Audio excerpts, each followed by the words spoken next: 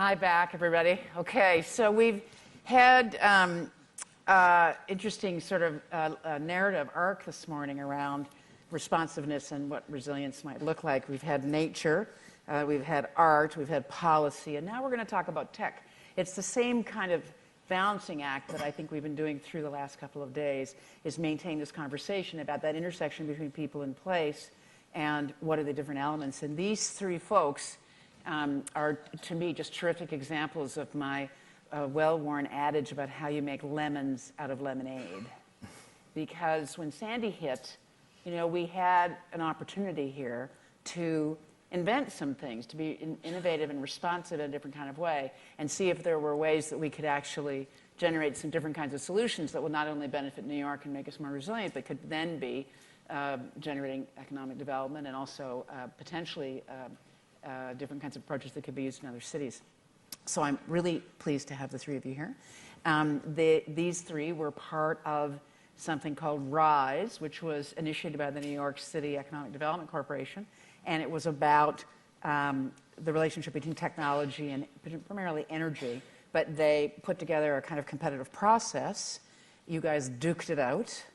And I remember I was asked to be a technical reviewer. I knew nothing, but they wanted to see what I would say back. And I reviewed all these different applications, and I was just so impressed by the resourcefulness of really every scale of entrepreneur to say, here's a particular response, particularly around how you could bring small businesses back, how critical that is to the resilience of any neighborhood. And it really stirred me. I talked to the EDC guys, whoops, and now we're in trouble. I talked to the EDC guys and said it was really, to me, exactly indicative of the kind of positive thing that can come out of some kind of an extraordinary challenge, which is what resilience is about.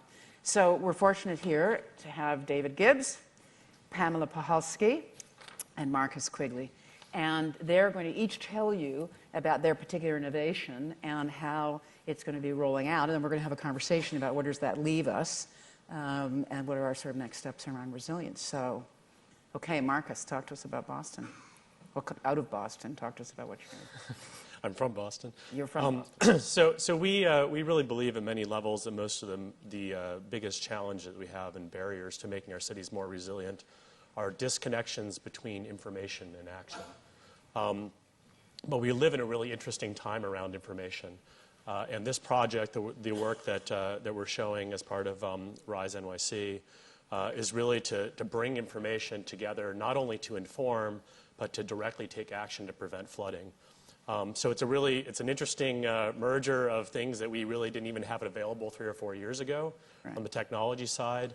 But what we actually do is we go out to individual businesses that are part of the RISE program and directly assess their risk. So this is very concrete information. Do they have a low-lying basement window? Do they have a back door that is subject to flooding? Do they have a low-level parking lot or a storm drain? And take that information and we store it up in the cloud.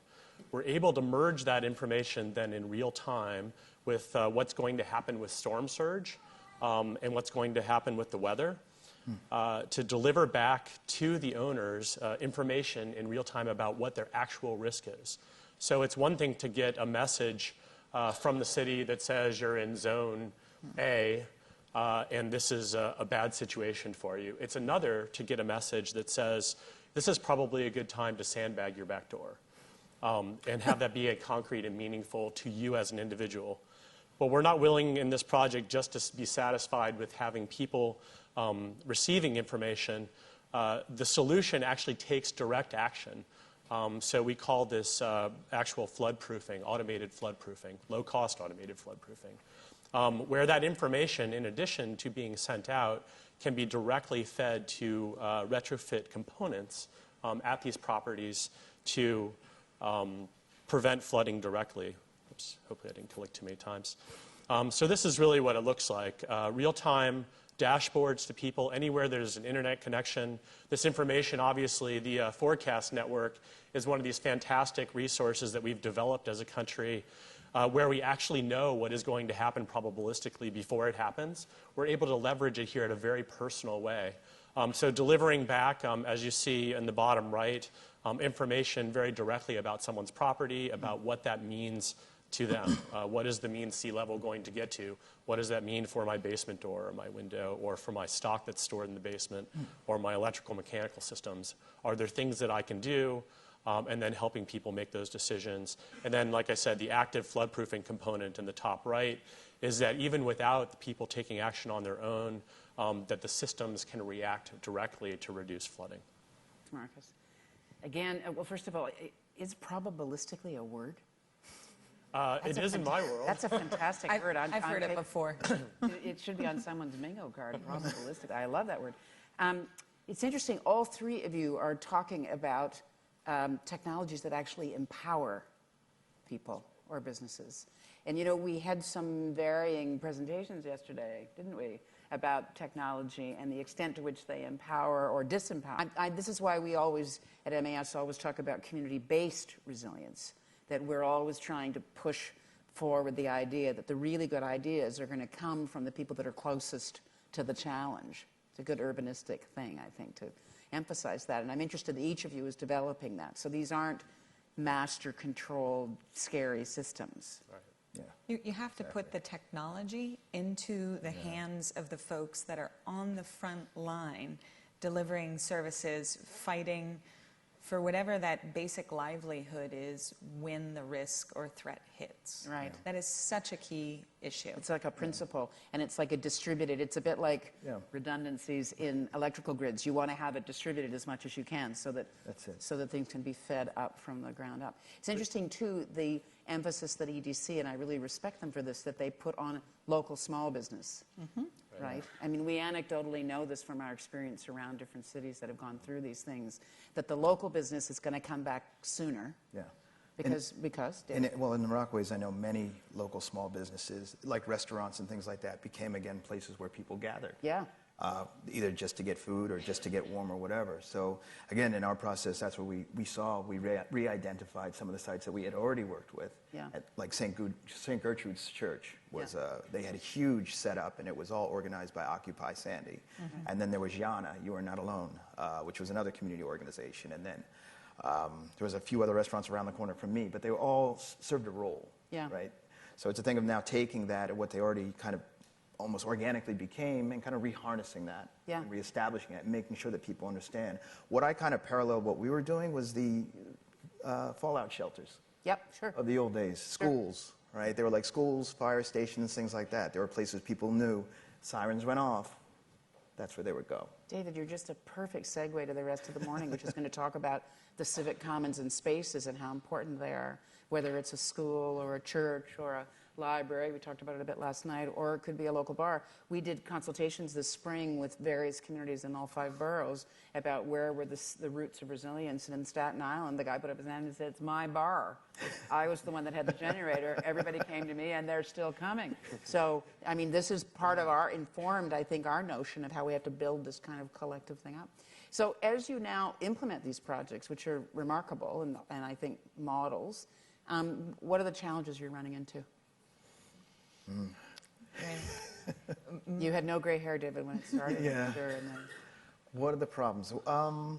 One, our initial project started out when we first put the proposal in as 12, and we did it as a phase 1, phase 2. Well, we won for both phases, so now we're trying to identify those other sites, which actually is a good problem to have, quite honestly. But it is a thing of making sure that the sites that we do are, the logistics are well done. So that the idea is that we're going to have a site about, like within 7 miles of any resident on the peninsula. So literally like a 5-minute walk or so. That's one thing. The other thing is getting kind of the word out to the community and making sure that everybody's on board. And then also making sure that people who want to take the opportunity to learn about the technologies have that and can get on board and can get trained. And so that they can maybe take this and either initiate a career, you know, or a career change. And that's kind of the thing. So working with local organizations has been a big thing, identifying who those people are and what those local organizations are to figure out, right, who are the right people to talk to so that I'm not making new inroads and reinventing the wheel. Right. There's already people down there. There's already been people working down there. So it's just a thing of kind of harnessing what they've already done. What about you guys? I think one of the things that was really important to us is to come up with a solution that would be applicable very broadly. Yeah. So it's one thing to do a pilot project and to work really hard with, in this case, HUD money infused into an effort, but to come up with something that can be meaningful at a grand scale. And so we actually have changed our scope around to make sure that there are meaningful deliverables throughout the project to the participants. I did want to quickly go back to one thing that we think is really important around technology. I know a large number of the proposals in this effort is focused on technology, but in the end, you said at the local level, the thing that is most important, I think, is actually the outcomes for the people. Yeah. And the technology is interesting, and we're very embedded in it, and it's fundamental to the delivery. But to the extent, even like around our technology, that the technology can step into the background, Right. and that the result is very human. I mean, even about mesh networking, for example, it's about the outcome of not losing the connection. Right. Yeah. It's not about knowing exactly what the hardware components are that make that mesh, or that it even is a mesh network.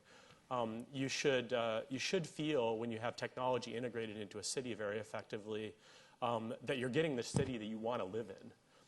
Not that your life is more complicated and there's more information flowing to you and that you're increasingly having the burden of making decisions on your own. So I think that's one of the things we've really tried to do. So I'm going to pitch right to Pamela and just lead up with this and just say this. You guys are all doing fabulous things. So inspiring. Thank you. Who knows about it? And how do we, are things being coordinated? Yeah, I mean, Mary, you know my setup on this one. Like our biggest challenge, everything that has been said by David and Marcus, but how do you align and leverage this work? Yeah. Like you could easily take our 3 projects and bring it to a small business altogether. Mm-hmm. And we're beginning to have those conversations, so time is on our side because the contracting process goes slow. I mean, it's HUD funding coming into the city. This is really different. We just haven't practiced that way from a policy making or a kind of urban development scale to meet these challenges that are required for resilience.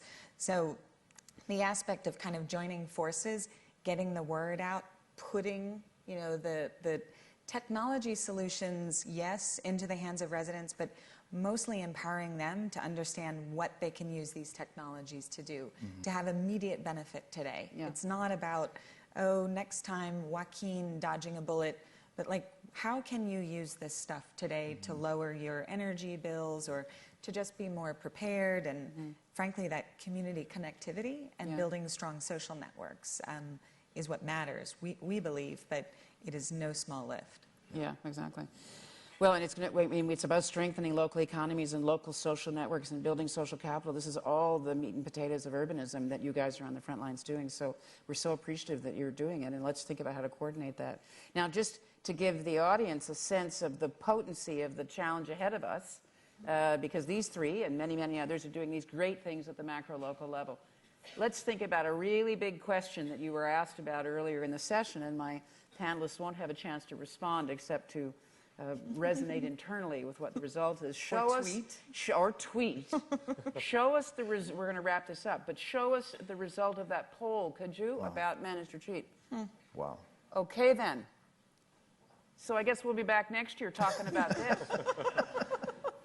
The question is, can we connect people and what people are suggesting and where government and policy is going? Would you join me in thanking these 3 fabulous innovators and entrepreneurs, Marcus and Pamela and David? Just sit for a sec. We can't be scared of questions like this because this is who we're working with. This is the future. We can work this out. Now, we're now moving into a segment of the program where we do that intersection between tech, people, nature, and all the stuff we've been talking about now to place. Where does it meet place? And you're about to hear, kicking off this session, a fabulous placemaker, a great urbanist who's been working around the country, now out of Boston, has always been, but continues to work out of Boston now with Stantec. When the 4 of us leave, would you please welcome David Dixon to the stage? Thank you. Okay. Thanks, guys. Thank you very much.